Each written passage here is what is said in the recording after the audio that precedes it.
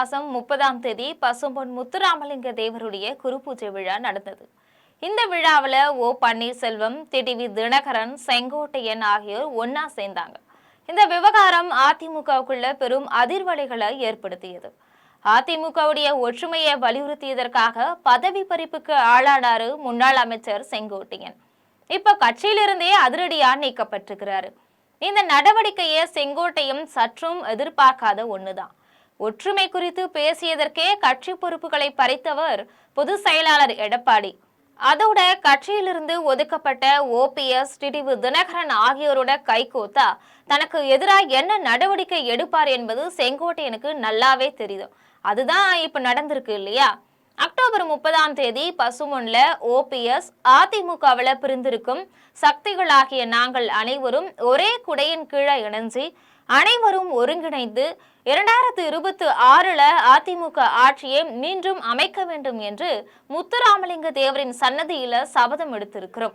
திமுக ஆட்சியை வீட்டுக்கு அனுப்பும் வகையில எங்களுடைய ஒருங்கிணைப்பு இருக்கும்னு சொன்னாரு. அதே மாதிரி அமமுக பொதுச் செயலாளர் டிடிவி தினகரன் துரோகத்தை வீழ்த்தி மீண்டும் அதிமுக ஆட்சியை கொண்டு வர ஜெயலலிதாவின் தொண்டர்கள் அனைவரையும் ஒன்றிணைக்க பன்னீர்செல்வமும் செங்கோட்டையனும் எங்களுடன் கரம் கோர்த்திருக்கிறாங்க. நாங்க இணைஞ்சு தேர்தல் களத்துல பணியாற்ற இருக்கிறோம் அப்படின்னு குறிப்பிட்டிருந்தாரு. அது மட்டும் இல்லாம எடப்பாடியின் துரோகத்தை வீழ்த்துவதற்காக அமமுக உருவாக்கப்பட்டது. அமமுகவுக்கு அதிமுக எதிரி கிடையாது. திமுகவும் எடப்பாடியும் தான் எதிரி. தென் தமிழகத்துக்கு விருந்தினரா கொங்கு நாட்டை சேர்ந்த அதிமுகவின் மூத்த நிர்வாகி செங்கோட்டையன் வந்திருக்கிறாரு அப்படின்னு சொன்னாரு. இதையெல்லாம் பார்க்கும்போது உறுதியான முடிவோட தான் பசும்பொன்ல இவங்க 3 பேரும் ஒன்னா சேர்ந்தாங்க. எடப்பாடி பொறுத்த அளவுல அதிமுகவுடைய பொதுக்குழு உறுப்பினர்கள், MLAக்கள் உள்ளிட்ட நிர்வாகிகள் அனைவரும் தன் பக்கம் இருக்கிறார்கள்னு நினைச்சிட்டு இருக்கிறாரு. ஒரு வகையில அது உண்மைதான். அதனாலதான் என் பின்னால கட்சி இருக்குதுன்னும் கட்சி கட்டுக்கோப்பாகவும் வலிமையாகவும் இருக்கிறது என்றும் அவர் சொல்லிட்டு இருக்கிறாரு. அதே நேரம் எடப்பாடி சொல்றது போல அதிமுக கட்டுக்கோப்பாகவோ வலிமையாகவோ இல்லை என்றுதான் சொல்லணும். ஏன்னா தென் மாவட்டங்களையும் டெல்டா பகுதியிலும் கடந்த தேர்தல்கள்ல அதிமுகவுக்கு எவ்வளவு வாக்குகளை பெற்றது, எத்தனையாவது இடத்துக்கு அது வந்தது என்பதையெல்லாம் பார்த்தா அதிமுக வலிமையா இருக்குதா பலவீனமா இருக்குதா என்பது நமக்கு தெரியும். எடப்பாடி இந்த உண்மையை உணராம இருக்கிறாரு. அதனாலதான் பயிர்கள் நன்றாக விளைந்திருக்கு, களைகளை எடுத்துட்டோம், விலகியவர்களை சேர்க்க மாட்டோம்னு சொல்லிட்டு இருக்கிறாரு. கட்சியின் யதார்த்த நிலையை ஒப்புக்கொள்ள எடப்பாடி மறுக்கிறார். இது பத்தி அதிமுகவில் யாருமே பேசுறது கிடையாது. இதை பத்தி செங்கோட்டையன் மட்டுமே பேசினாரு. கட்சியின் ஒற்றுமை குறித்து 6 முன்னாள் அமைச்சர்கள் சென்று எடப்பாடியை சந்தித்து பேசணும்னு வெளிப்படையா அவர் சொன்னாரு. அவரோடு சென்ற மற்ற 5 முன்னாள் அமைச்சர்களோ அந்த சந்திப்பு குறித்து வாயே திறக்கல. செங்கோட்டையன் வெளிப்படையா பேசிய விவகாரம் கட்சி விரோத நடவடிக்கையா கருதப்பட்டு அவருடைய பதவியை எடப்பாடி பறிச்சிட்டாரு. அதன் பிறகுதான் மத்திய அமைச்சர்கள் நிர்மலா சீதாராமனையும் அமித்ஷாவையும் செங்கோட்டையன் சந்திச்சாரு. அதை வச்சுதான் அதிமுகவை பாஜக கூட்டணிக்கு கொண்டு வந்தது. அதன் பிறகு செங்கோட்டையனை பாஜக ஊக்குவிக்கல.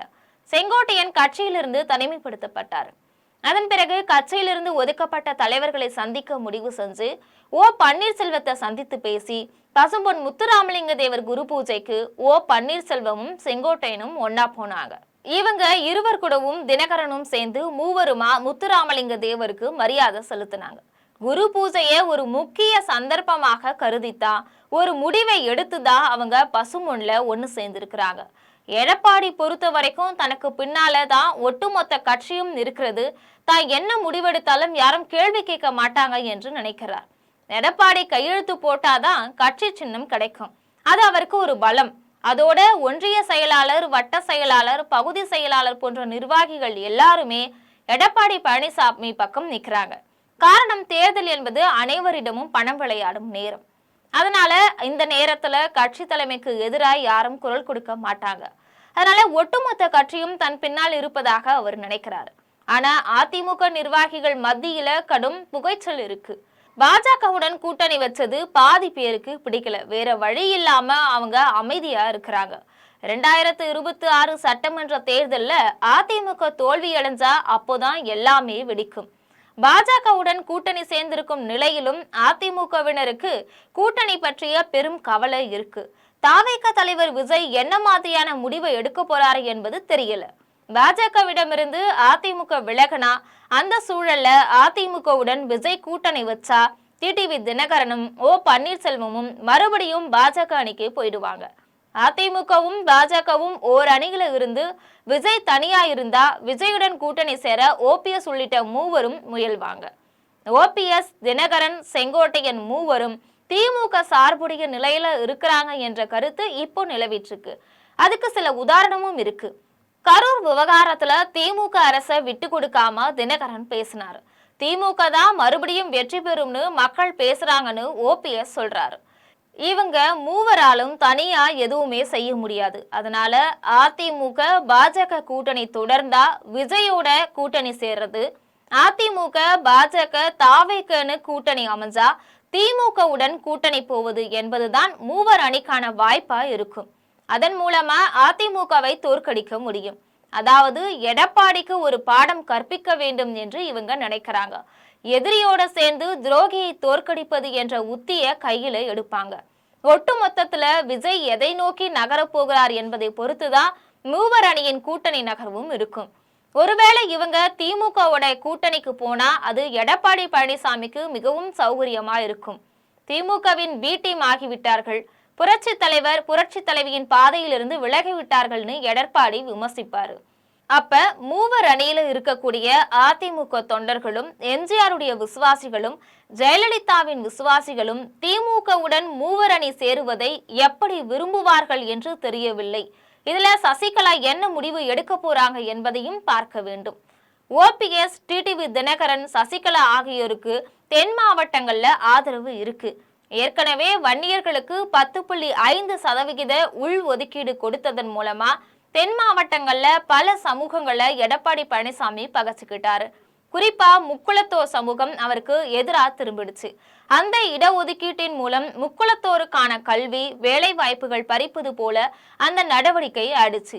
அது மட்டும் இல்லாம டிடிவி தினகரன், ஓபிஎஸ், சசிகலா ஆகிய முக்குளத்தோர் சமூகத்தை சேர்ந்தவங்களை அதிமுகவை விட்டு வெளியேற்றினார். அதனால அந்த சமூகத்தின் மக்கள் எடப்பாடிக்கு எதிராக திரும்பினாங்க.